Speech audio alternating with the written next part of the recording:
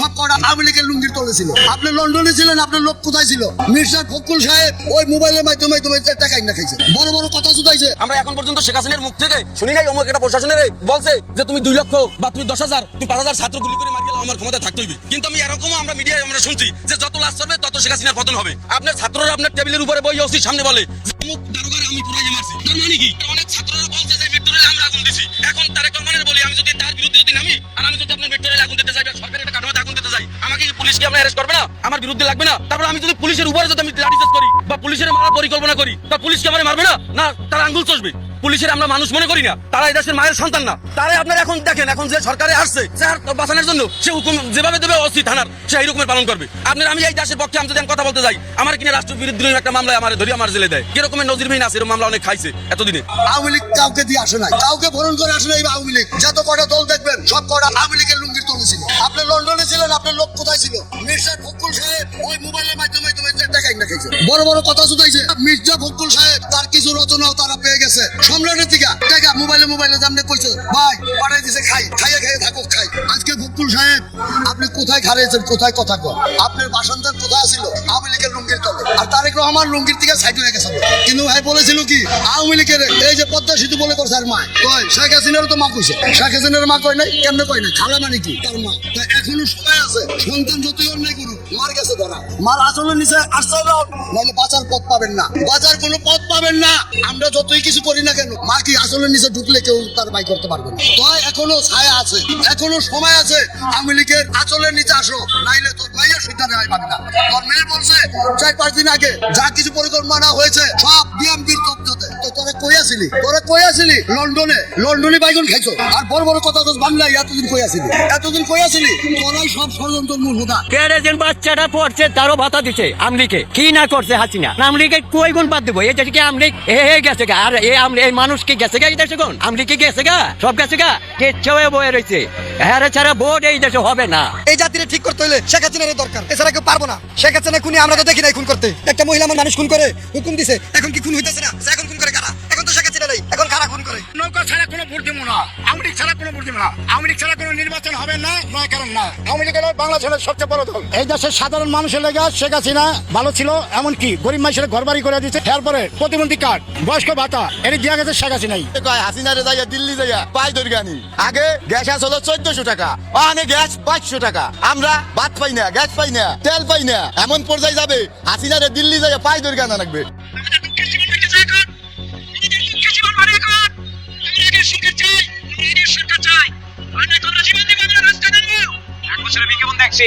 লুট করে শেষ করছে সব। এখন আমাকে আগের সরকারি ভালো, আমাকে আগের সরকার ছাড়া আর কোনো সরকারের দরকার না। আমরা আগের সরকার অনেক ভালো, অনেক সুখে ছিলাম আমরা।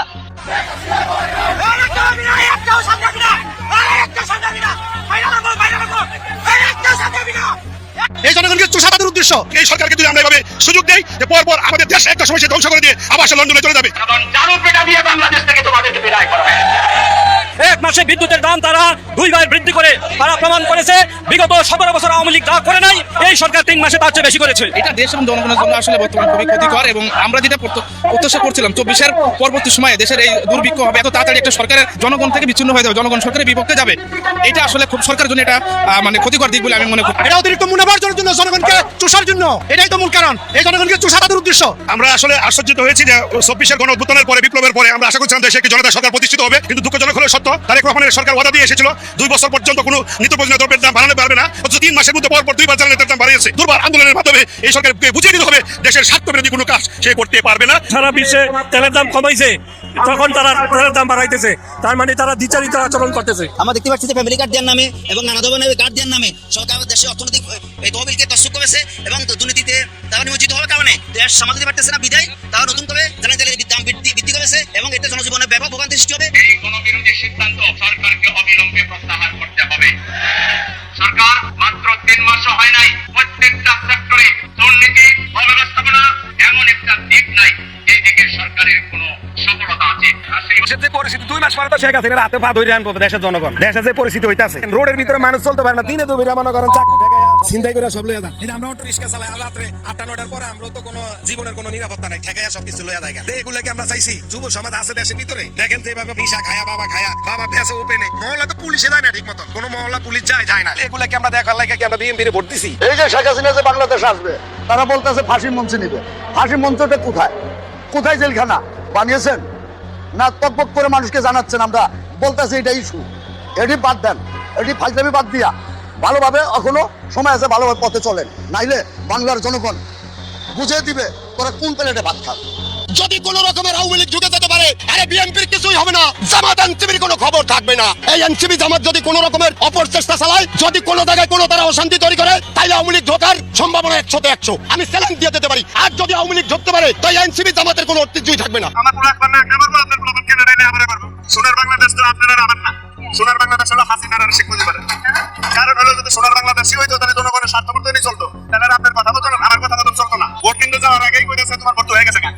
তাহলে এই দেশে আমার ভোট নিরপেক্ষ হইব, আমার ভোট আমি দেবো, এটার কোনো গ্যারান্টি নাই। আমার বয়সে আমি নির্বাচনে 3 বারে একবারও ভোট দিতে পারি। খবর দিয়ে বিদেশে জনগণের ইয়া করে তো আপনার আমার সুবিধার জন্যই অনেক এই দেশে তো একতরফা তো রাজনীতি হয় না, রাজনীতি তো পাবলিকই নিয়েই হয়। তাহলে পাবলিকেই যদি রাজনীতি করতে না পারে, আপনি যদি একাই করেন, তাহলে তা চলবো না। নির্বাচন দিবই তো, তাহলে তার কাছে হ্যাঁ দেশ নাই তো হ্যাঁ, এই দেশ তো জনগণের না। যারা যুদ্ধ করে স্বাধীন করছে, আজকাল মুক্তিযোদ্ধা কয়জন আছে? যারা আছে তারা গেছে আর মুক্তিযোদ্ধা যারা আমলিগ করে হারাই মুক্তিযোদ্ধা, যারা বিএনপি করে হারাই পাকিস্তানি রাজাকার। আপনি কিছু কইবেন পুলিশে ধরে আমার এই বসানো রাজাকার, তাহলে এই দেশে আমার তো দেশ না, দেশ হলো হাসিনা। এটা তো গণতন্ত্র কয় না, এটা হলো রাষ্ট্র। আমি রাজা, আমি সব, আমারই এই দেশ।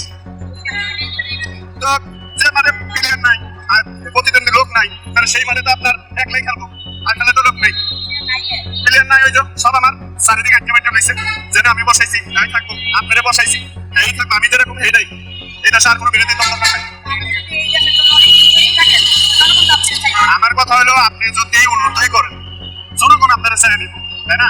তাহলে আমারই তো বই কিসের? আমি না বেঁধে তত্ত্বাবধায়ক সরকার দিয়ে দিই, তাহলে আপনি দেন না কেন? আপনার ঘরের ভিতরে যদি এক কোনায় পড়া থাকে, আপনারা খুঁজে বাই করবো জনগণের, আমার হাসিনার দরকার আছে। তাহলে আপনার তো যে কাম করছিলেন আমার জানা নিশ্চয়ই অল্পই আছে, পদ্মার সাথে করে দিচ্ছে জনগণের, এটা ঠিক আছে। এটা 80,000 মানুষের ওই ডিস্ট্রিক্টের লোকের অনেক সুবিধা আছে, তাই বলে এটা ঢাকার শহরে ব্রিজ করছে, এই হালার হলো পাগল, আমরা হচ্ছে আরেক পাগল। তার কারণ রাস্তার উপর রাস্তা করে নামাইছে, চাকখার পুলে তো দাম তো লাগবেই, এই দেশে রাস্তা কই? সারা দেশ তো বিল্ডিংই। আপনি যাত্রা বাড়িতে উঠবেন, চাকখার পুলে নামবেন, নিচে আপনার 40 মিনিট, এই 40 মিনিটে যদি আপনি নিচ যাবেন আধা ঘন্টা সময় লাগে। তাহলে হালারা পাগল নেই, উন্নতই যদি করতো, তাহলে এই দেশের মানুষ শান্তিতেও থাকতো। তাহলে চালের দামও বাড়তো না, আলুর দামও 60 টাকা হইতো না, প্রত্যেকটা জিনিসের দামই বাড়তো। করলা কিনতে যাবেন 60 টাকা, আলু কিনতে যাবেন না, করলা 90 টাকা, আলু কিনতে যাবেন 60 টাকা। কি খাবেন এই দেশে? এই দেশে গরিব মানুষের লাভ আছে? 1000 টাকা কামাই করলে পরে একটা কি চলে মানুষের? আপনি বুঝেন না এগুলা? এই যে ধরেন গাড়ি টাকা বাড়াইছি, 300 টাকা ভাড়া মারছি, গাড়ি জমা তুমি 1000 টাকা দিয়ে বাসায় যাবো 300 টাকা দেয়া, তাহলে আমি কোটিপতি না? আমার পুরো একবার আমার পুরো আপনার পুরো আমার কেনা নিলে আমরা করবো, তাহলে তো জিত আমারই। তাহলে এই দেশে গরিব পুলামান আছে কই? এই বাংলাদেশে গরিব লোক আছে? গরিব লোক আছে না ইন্ডিয়া, বাংলাদেশে তো নাই। আজকে যারা তালি দিচ্ছেন আওয়ামী লীগ নিষিদ্ধ হয়েছে, আওয়ামী লীগ বাদ হয়ে গেছে, বাংলাদেশ 6 ঋতুর দেশ, ঋতু পরিবর্তন হইতে সময় লাগে না। আজকে যারা বাহাবা দিচ্ছেন আওয়ামী লীগ নিষিদ্ধ হয়ে গেছে, আমরা স্বাধীন, আওয়ামী লীগ হইতে এমন ভাবে ফেরত আসবে, আপনাদেরকে কিয়ামত পর্যন্ত নিষেধাজ্ঞা দিয়ে দিতে পারে। ভারতে যে নমো নমো করবেন, রাতে পাই করবেন, ভালো খাতিরের চেষ্টা করবেন, সেই লোকটা হলো এই দেশের শত্রু। বাংলাদেশের জন্য একটা আসলে অপমানেরই সংবাদ, যেটা হলো বাংলাদেশ সরকারের তথ্য উপদেষ্টা ডক্টর জাহিদুর রহমান, উনি ইন্ডিয়াতে গেছিলেন পরে ইউনূস আমল থেকে, তার বিরুদ্ধে নাকি অভিযোগ ছিল বা সে একজন অভিযোগের তালিকাভুক্ত লোক। তাকে ইমিগ্রেশনের সময় দাঁড়িয়ে রেখে বিভিন্নভাবে বিভিন্ন প্রশ্ন করে অনেক হয়রানি করা হয়েছে, পাসপোর্টের বিশাল সিলটির মাঝে তাকে এয়ারপোর্ট থেকে বহির্গমনের ব্যবস্থা করা হয় নাই। এই অবস্থায় উনি আসলে নিজেকে অপমানিত বোধ করছেন, এটা আমরাও তাই মনে করি। কারণ হলো একটা রাষ্ট্রের উনি প্রতিমন্ত্রী মর্যাদা, কারণ একজন মন্ত্রী। আমার কথা হলো, যে দেশে আওয়ামী লীগ কিছু বলে না, উল্টে তাদের দেশের বৈধ নাগরিককে বাংলাদেশে পাচার করে দিচ্ছে, পাঠাই দিচ্ছে, তাদের কিছু বলে না। আওয়ামী বিরোধী যারাই আছে, সরকারি দল বিরোধী দল, এনসিপি, জামাত, বিএনপি যারাই আছে, এরা কেন ইন্ডিয়াতে যায়? লজ্জা শরম নেই? বিএনপির সরকারের এই বিএনপির নেতা মন্ত্রী এমপিদের, জামাতের নেতাকর্মী এমপিদের, যে এরা ইন্ডিয়াতে যায়, এনসিপির নেতাকর্মীরা কেন ইন্ডিয়াতে যেতে হবে? তো লোককে যারা ওই বেডরুমে নিয়ে শোয়াই রাখে, এই 2টা বছর রাখছে গুন্ডা পান্ডারা ওখানে যে রয়েছে, সেই দেশে কেন আপনারা যান? আপনারা কি তাহলে আদর্শ আজীবনী এদেশের মানুষ ইন্ডিয়া বিরোধী? এদেশের মানুষ জন্মই নাই ইন্ডিয়া বিরোধী চিন্তা করে। আমাদের এই পৃথিবীতে 206টা দেশের মধ্যে সবচেয়ে বড় শত্রু হলো আমাদের ইন্ডিয়া। অনেকে বলে ইন্ডিয়া আমাদের বন্ধু, ওরানো বেজন্মা। ইন্ডিয়া হলো আমাদের সবচেয়ে বড় শত্রু। তারা আমাদেরকে 47 সালে ভাগ হয়েছে দ্বিজাতি তত্ত্বের ভিত্তিতে, ওই জাতিটা আমাদের এই জাতিকে ভালো দেখতে পারে না। 71 মাঝখানে ওই শত্রুকে বা ভিন্ন জাতিকে ধ্বংস করার জন্য একটু মায়া কান্না দেখাইছিল, ওটা আসলে উপরে উপরে, ভিতরে ভিতরে বা মনে মনে না, ওটা আসলে অন্তরের না। ওই পক্ষ দেখানো, বন্ধু দেখানো, ওটা হলো শত্রু আমাদেরকে আরো শেষ করার জন্য। সেটা করে তারা সাকসেস হয়েছে। এদেশের সবচেয়ে বড় শত্রু হলো ইন্ডিয়া। তাদের ওখানে কেন যায়? আমার কথা যে ইন্ডিয়ার সাথে কোনো যোগাযোগই রাখা যাবে না। সেখানে কেন সরকারের মন্ত্রী এমপিরা ইন্ডিয়াতে যায়? কোন কারণে যাইতে হবে? ইউনূস সরকার দেখাইতেছে না যে ওদের ওদের সাথে সম্পর্ক না রেখে চলা যায়? 1.5 বছর এসে দেখাইছে না, কেন তাদের সাথে আবার নতুন করে সম্পর্ক করতে হবে? এই দেশে মানুষ একটু দেখাই দিয়েছে যে সবচেয়ে বড় শত্রুকে আমি চিনি এবং তাদের সাথে আমি কোনো সম্পর্কই রাখিনি, আমি ভালোভাবেই চলছি। অনেক বলে 3 পাশেই নেতাতে কি হয়েছে? যে দেশের মতো জায়গায় মংলা বন্দর এবং চট্টগ্রাম বন্দর আছে সেই দেশের কোনোদিন প্রতিবেশী লাগে না। সেই দেশের আন্তর্জাতিক ব্যবসা বাণিজ্য চলাফেরা সব এই মংলা আর চট্টগ্রাম দিয়েই সম্ভব। ওই দেশের কোনো প্রতিবেশীর দরকার নেই, প্রতিবেশীর সাথে সম্পর্কের দরকার নেই, আরো ভালো চলা যায় দেখে রেখেছে। তারা আমাদের সবচেয়ে বড় শত্রু। তাদের দেশ হলো উগ্র হিন্দুত্ববাদী, মৌলবাদী, উগ্র ধর্মীয় দল, তারা জঙ্গি দল হলো ক্ষমতায়। তারা দেখেন ওই দেশে কি করে, 30 কোটি সংখ্যালঘু মানুষকে কি করতেছে। ওই দেশে কেন যেতে হবে? ওই দেশ আমাদের সবচেয়ে বড় শত্রু। তারা একদিকে মনে করে ভালো করছে, তাতে শিক্ষা হয়, আর না যায় দেশে। ওই দেশে যা লাগবে না, আমরা যতই হাতে পাই ধরি তারা আমাদের থেকে নাই পারবে। কেন আপনি হাতে পাই ধরতে জানেন? ভারত কাঁটাতারের বেড়া দিতে চায় না, বাংলাদেশ সরকার দ্রুত সময়ে কাঁটাতারের বেড়া দিয়ে দেবে যাতে দেশের একটা পাখি ওদের আকাশে যাইতে না পারে। দরকার নাই, ওদের সাথে কিসের সম্পর্ক? কেন যাইতে হবে ওদের ওখানে? ওদের ওখানে কেন জানার যাই অপমান কেন হচ্ছে? যারা এখনো সুযোগ পেলে আপনাদের নিশ্চিন্ন করে ছেড়ে দেবে, তারা ওখানে রয়েছে, তাদেরকে বেডরুমে নিয়ে রাখে এই 2 বছর ধরে, আরো কতকাল রাখবে? আপনাদের ঘৃণা নাই, লজ্জা করে না? এই বিএনপি জামাত এনসিপির নেতা কর্মী, মন্ত্রী এমপিদের, প্রধানমন্ত্রীদের সবার ওই দেশের কেন যাবো আমরা? কেউ না খেয়ে মরে গেলে ওদের সাথে যাবে না। সেদিন আমার জেলার বড় 2 নেতা নেত্রী, স্বামী স্ত্রী, তারা চলে গেছে ইন্ডিয়াতে চিকিৎসার জন্য, মেডিকেল ভিসা নিয়ে। লজ্জা শরম থাকা উচিত। বিএনপির নেতা কর্মীরা কেন ইন্ডিয়াতে যাবে? এদেশের যদি চিকিৎসা না থাকে, চিকিৎসা না করে যদি মারাও যায় এদেশের কোনো মানুষ, তবু আমি মনে করি এদেশের বিএনপি জামাত এনসিপির কোনো মানুষ কোনোদিনও ইন্ডিয়ায় যাইতে পারে না চিকিৎসার জন্য। এদেশের চিকিৎসা ব্যবস্থা অনেক ভালো আছে, সেটাই করতে হবে। যদি নাও থাকে এদেশে চিকিৎসা না নিয়ে যদি মারাও যায় কোনো, আমি মনে করি তার ইন্ডিয়ায় যাওয়া উচিত না চিকিৎসার জন্য। এদেশের সমস্ত ইন্ডিয়া চিকিৎসা ভিসা বন্ধ করে দিতে হবে, ভ্রমণ ভিসা বন্ধ করে দিতে হবে। এরকম বদমাইশ প্রতিবেশী আমাদের লাগবে। কেন গেছেন আপনি? কেন গেছেন ডক্টর জাহিদ সাহেব, তথ্য উপদেষ্টা সাহেব? কোনো দরকার আছে? ওদের সাথে যারা সম্পর্ক রাখতে আমি মনে করি এরা মস্তিষ্ক বিকৃত মানুষ। আপনারা মস্তিষ্ক বিকৃত, আপনাদের মানসিক চিকিৎসা দরকার। আমরা যদি মরেও যাই তাও ওদের সাথে যাবো না, তাও আমাদের একটা গর্ব থাকবে, আমাদের একটা সক্রিয়তা থাকবে, আমাদের একটা মান সম্মান ইজ্জত থাকবে, সেটা প্রমাণ হবে। মাননীয় প্রধানমন্ত্রীকে বলি, এই সরকারকে বলি, এই দেশের সকল জনগণকে বলি, আপনারা একটা মানুষ ইন্ডিয়াতে কোনো চিকিৎসার জন্য যাবেন না, কোনো কাজে যাবেন না, কোনো কিছু দরকার নেই। ব্যবসা বাণিজ্য অন্যদের সাথে করেন, এটা তো প্রমাণ করে গেছে ইউনুস 1.5 বছরে। তোদের না হলে আমরা চলতে পারি। তোদেরকে বয়কট করে যদি চলা যায় তাহলে এই বাংলাদেশি জাতি 20 কোটি মানুষ শান্তিতে থাকতে পারবে। ওদের সাথে নমনম করে যদি কেউ চলতে চায় তার পরিণতি আসলে খুব খারাপ হবে। এদেশের মানুষ যখন ভারত বিরোধী হবে বুঝবেন যে দেশের সে প্রকৃত এই বাংলাদেশ প্রেমিক একজন মানুষ, এই দেশটাকে সে ভালোবাসে, সে দেশ প্রেমিক একজন মানুষ। আর যে ওই ভারতে যে নমনম করবেন, নাতে পাই ধরবেন, ভালো খাতিরের চেষ্টা করবেন, বুঝবো যে সেই লোকটা হলো এই দেশের শত্রু। ভারত অন্য দেশে যান, ওই চীন যান, ওই আমেরিকা যান, ওই ইউরোপে যান, তাও শান্তি পাবেন। কিন্তু ওই দেশটাই যায় না, ওই দেশটা গেলে এইভাবে অপমানই হবেন, আর ওই দেশটাকে শত্রু হিসেবে চিনেন, শত্রু হিসেবে চিনে এদেশের যে আপনি দেশপ্রেমিক সেটা প্রমাণ করেন। তাহলে এদেশের মানুষ আপনাদেরকে ভালোভাবে ভালো জানবে এবং সারা জীবন আপনাদের শ্রদ্ধার সাথে স্মরণ করবে। এটা চোরের দেশ, কি যে এটা স্বাধীন দেশ। এটা আমি আপনাদের যত ভাষাই বুঝাই, কিন্তু আপনি বুঝবেন না আমার ব্যাপারটা। আমার বলা মানে আমার ছেলে সত্যি রিজিকটা লয়ে গেছে করা, আমার দুঃখ কষ্ট লাগে। আর ভাইবেন ভাইয়াটা আমি স্কুলে যাওয়া বন্ধ করে দিচ্ছি এই চোরের কারণে। আচ্ছা এখন যে স্বাধীনতার মূল্য আমরা এই ভাই পাইতেছি। আগে জায়গায় জায়গায় যেরকম আমরা গাড়ি লয়ে গেলে সে ড্রাইভারের প্রশ্ন করা হইতো, পুলিশ যাত্রীর প্রশ্ন করা হইতো, কই জায়গাতে আইসেন, কই যাইতেছেন। এখন পুলিশ এতিমের মতো খাড়া থাকে, কিন্তু সাধারণ যে জনগণ গাড়ি ড্রাইভার যে চালায় যাইতেছে এর কি ভেলকামি দিব কি দিব না, এর সাথে কিছু আছে কি নাই। আমার অটোটাই গত সোমবার দিন হয়ে গেছে। পুলিশ যদি জায়গায় জায়গায় চেক দিত, জায়গায় জায়গায় জিজ্ঞাসাবাদ হইতো, তাহলে তোরা ধরাইতো। এখন বুক খুলে স্বাধীন রাষ্ট্র পায়, স্বাধীন বেলে চুরি করতেছে। স্বাধীনতার ফল পাইতেছি আমরা এই বেলে 5 বছর চলতে থাকলে এই দেশের গরিব ভাত খায় বাঁচতে পারবো না, না খায় মরে যাবে এমনি। যেরকম আজকে আমি 1 লাখ টাকা ঋণ হয়ে গেছি, এই কিস্তিতে টাকা লইয়া আমি এই গাড়ি কিনছি। একটা কিস্তি দিতে পারি নাই বড় ভাই, চোরে গাড়িটা লয়ে গেছে। দেখতে উনতে এরা ডিনিং ছিলেন লোক, মানে পুলিশের লোক, এদের কোনো জিজ্ঞাসাবাদ নাই, কোনো কিছু নাই। এরা মন স্বাধীন চলতেছে, মন স্বাধীন গরিব মানুষের ভাষা দিতেছে জায়গায় জায়গায়। এরকম আজকে আমি ভাইসা গেছি, কালকে আরো রিক্সা ভাইসা যাবো। স্বাধীনতা থাকলে আজকে আমি এই ঋণের বোঝা আমার গাড়ি আজকে পড়তো না। আমি এই ঋণ করছি, কিস্তিতে টাকা উঠাইছি, কি লেগে আমার সুখের জন্য, আমার ছেলেদের একটু আরামের জন্য, জানি 2টা ডাল ভাত খায় মাছ তরকারি খায় বাঁচতে পারি। আজকে কি এখন এই চোর যে গাড়ি নিয়ে গেল, আজকে কি এই কিস্তির যে ফোজা হেডা পামু না পোলাবানের জন্য 2টা ডাল ভাতের টাকাটা সংগ্রহ করবো? সবসময় ভয় কাজ করে। এই যাও 500 মিলাইছি, এই যে বড় ভাই 200 মিলাইছি, যাইতে যেতে রাতের 12টা বাজে দেবো, 500 টাকা জমা, আর নিজের 500 টাকা মিলাইতে রাতের 12টা বাজে দেবো। ঘরে যাইতে যেতে রাতের আমার একটা এই যে 1 ঘন্টা গাড়িটা চার্জ দিয়ে যখন যাইতে গভীর রাতে আমি ঘরে যাবো, আমার ভিতরে ভয় কাজ করে। এই নিয়ে আমার কেউ চিন্তাবাজি ধরলো, এই নিয়ে আমার পকেট মাইট ধরলো, এই জিনিসটা সবসময় ভাই বড় ভাই ভিতরে ভয় কাজ করে। এটা আমি আপনাদের যত ভাষাই বুঝাই, কিন্তু আপনি বুঝবেন না আমার ব্যাপারটা। আমার বউ বলা মানে আমার ছেলে সত্যি রিজিকটা লয়ে গেছে করা, আমার দুঃখ কষ্ট লাগে। আমি কি এখন এই কিস্তিওয়ালা কি সেটা মানবো? কখনোই মানবো না। কিস্তিওয়ালা কিস্তি টাকা দাও আর গাড়িওয়ালার গাড়ি জমা দাও, এই 2টা দিয়া তারপরে নিজের 500 টাকা মিলাইতে বড় ভাই রাতের 12টা একটা বাজে জায়গা। অনেক সময় মিলে, অনেক সময় মিলে না, কিন্তু ওই 2টা টাকা নাম যতক্ষণ না মিলবো ততক্ষণ এই গাড়ি বন্ধ হইব না, এই গাড়ি চলবো, এই মাসের টাকাটা দেওয়া যাইতেই হইব। আজকে ভাই বোন ভাইয়াটা আমি স্কুলে যাওয়া বন্ধ করে দিচ্ছি, কারণ আমি এখন আর অর্থ যোগাইতে পারি না, আমার পক্ষে সম্ভব না। এই খরচ আমার মেয়ের লেখাপড়াটা বন্ধ হয়ে গেল এই চোরের কারণে। এই স্বাধীন করে আমরা এটি পাইছি আজকে, এটাই ছিল স্বাধীনতা। সেই 5 আগস্টের স্বাধীনতার মূল্য আমরা এই ভাই পাইছি, আজকে আমি পাইছি, কালকে আরো 20 টাকা দেবো। 1000 টাকা দিব, তারপরে যায় আমার ভাতের টাকা আসবো, এরপরে 1500 টাকা কখন নিলাম? টাকা কি গাছের পাতা চাইলে মানুষ দিয়ে দেয়? না, অনেক পরিশ্রম করতে হয় টাকার জন্য। টাকার অভাবে ঋণী হয়ে মেয়ের লেখাপড়া বন্ধ করে দিয়েছেন, আসলে বাবা হিসেবে এই জিনিসটা আপনার কাছে কেমন লাগে? আমি এটা মেনে নিতে পারতেছি না। মন চায় অনেক সময় নিজের গায়ে নিজে এক সময় এই মেয়ের ভবিষ্যৎ আমি আজকে নষ্ট করে দিলাম, এই চোরের কারণে নষ্ট হয়ে গেল। এটা চোরের দেশ, কি যে এটা স্বাধীন দেশ? স্বাধীন হলে এরকম হয়? 71 মুক্তি স্লোগান ছিল দেশ বাঁচাও, জয় বাংলা, জয় বঙ্গবন্ধুর দেশ, স্বাধীনতার দেশ।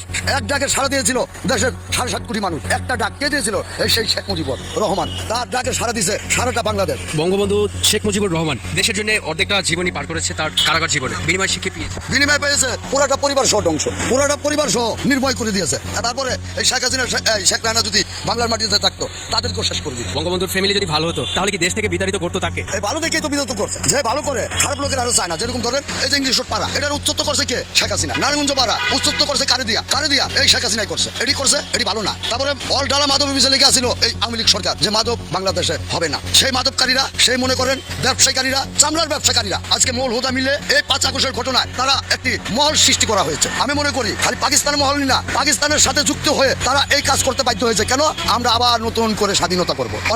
অনেক বিল্ডিং এ মহল্লার ভিতরে নাশকতা হইতে আছে, মাইয়া গতিয়া প্রতিটা কলেজের ভিতরে যাবেন সব মাদক পাইবেন। কোনটা মাদক ছাড়া নাই। তারা মাস্টার তো চিনে না, যে মাস্টার দিয়ে আমি পড়তে উপরে আসছি কলমের উচ্চাতে, এই কলম ভালো আমি অস্ত্র ব্যবহার করতেছি। 5 আগস্টে প্রমাণ দেয় দিয়েছে। এই যে না মাঝে মধ্যে মাস্টাররা পড়াশোনা করছে, আমাদেরকে পিটানো হয়েছে। এটি কারা পিটাইছে? আওয়ামী লীগের লোক পিটাইছে, ওই ছাত্ররাই পিটাইছে। 5 আগস্টের পরে যে ছাত্র, এই ছাত্ররা এই মাস্টারের নিখুঁত করে পিটাইছে আওয়ামী লীগের ঘোষক করে। তার কি গায়ে লেখা ছিল আওয়ামী লীগের ঘোষক? তার কি গায়ে লেখা ছিল শেখ মুজিবের ঘোষক? তাদেরকে এভাবে করে হয়রানি করে তাদের মেয়ে ছেলেকে মার সামনে মেয়ের রেপ করে মারা হয়েছে। আজকে দেখেন এই দেশে 2 বছরের ভিতরে 500 লোক মারা হয়েছে। আপনারা কি এরকম কথা বলার? আওয়ামী লীগের পুনর্বাসন, আওয়ামী লীগ দেশে আছে, শুধু আওয়ামী লীগের যে কাণ্ডারি তাকে হচ্ছে আপনারা কিছুদিনের জন্য অনুপস্থিত দেখছেন, উনি আবার আসবে হিরোর বেশি। এবং আরেকটা কথা বলতে চাই, আপনারা যেটা বলছেন যে রিফাইন্ড আওয়ামী লীগ বলতে কিছু নেই। দালাই লামার মতো মানুষ, উনি যদি 80-90 বছরে কোনো দেশে মন্ত্রিত্ব করতে পারেন, উনি কি দোষ করেছেন? আপনারা কেন ওনাকে বাদ দিয়ে চিন্তা করছেন? আসলে আপনাদের ভয়টা ওখানে, উনি যে দেশে নাই নকত জানে। আপনি একটা কথা চিন্তা করবেন, একটা ঘর, আমার যদি একটা ঘর থাকে, সেই ঘরের জানালা কোথায়, ঘরের সুইচ কোথায়, সবকিছু কিন্তু আমি জানি, কারণ এই ঘরটা আমি বসবাস করেছি। তাহলে উনি ছাড়া কিভাবে বাংলাদেশের সমস্ত কিছু পরিকল্পনাকারী? উনি পরিকল্পনা করে এবং উনি খুব ভালো জ্ঞান রাখেন এবং উনি খুব ভালো এডুকেটর। আপনি দেখবেন আওয়ামী লীগের হচ্ছে আগের অনুষ্ঠান ছিল, সেটা হচ্ছে let's talk with Sheikh Hasina. হ্যাঁ, সেই অনুষ্ঠানে আপনি দেখেছেন উনি জবাবদিহিতার জায়গায় প্রত্যেক জায়গায় রেখেছেন, কারণ উনি দিতে পারবেন বলে উনি কৈফিয়তের জায়গায় রেখেছেন। সেখানে আপনার যত ইউথ পিপল আছে সবাই যেহেতু ওনার কাছে বিভিন্ন রকম কোশ্চেন করতে, এবং প্রত্যেকটা কোশ্চেন উত্তর উনি খুব সুন্দর করে দিয়েছেন। এরকম করে কয়টা মন্ত্রী দিয়েছেন আপনাদের কাছে আমার কোশ্চেন? আপনারা কয়টা মন্ত্রী ভাবে জনসম্মুখে এবং এই ইউথ পিপলের কাছে এভাবে কৈফিয়ত দেওয়ার রেখেছেন? এখন আপনাদের জনসভায় যদি হামলা করে, আপনারা তো জনসভায় যাবেন না ভয়তে, আপনারা তো প্রসাদ করে তারপর ওখানে গিয়ে ভয়তে আইয়ে পড়বেন। আপনারা ওখানে গিয়ে ঠিক পড়বেন। আর বঙ্গবন্ধুর মাথার উপরে ছিল অস্ত্রের ঝঞ্ঝানি, আর নিচে বসে জনসাধারণের কাছে তার যুদ্ধের প্রস্তুতি জনকৌশল দিয়েছে। জেনারেল জিয়াউর রহমান তিনি নিজের কণ্ঠে, দাক্ষিণ কণ্ঠে, তিনি সাংবাদিকদের একটি জিজ্ঞাসাবাদে তিনি বলেছেন যে বঙ্গবন্ধু মহান নেতা, 7ই মার্চের প্রেরণা ছিল আমার স্বাধীনতার যুদ্ধে ঝাঁপিয়ে পড়ার অন্যতম কারণ। তাহলে আপনি জিয়াউর রহমানকে বাদ করতেছেন, আপনি নয়তো সিনিয়র কমান্ডারকে বাদ করতেছেন, আপনি আকালগনি ওসমানীকে বাদ করতেছেন, আপনি হচ্ছে তাজউদ্দিনকে অসম্মান করতেছেন, আপনি নজরুল ইসলামকে অসম্মান করতেছেন, যে হুজুর ভাসানী 9ই মার্চের ভাষণে বলছে যে বঙ্গবন্ধু 7ই মার্চের ভাষণের পক্ষে আমি, আপনি সেই 9ই মার্চের সেই হুজুর ভাসানীকে আপনি অপমান করতেছেন। তাহলে এটা তো অবশ্যই ইতিহাস বিকৃত।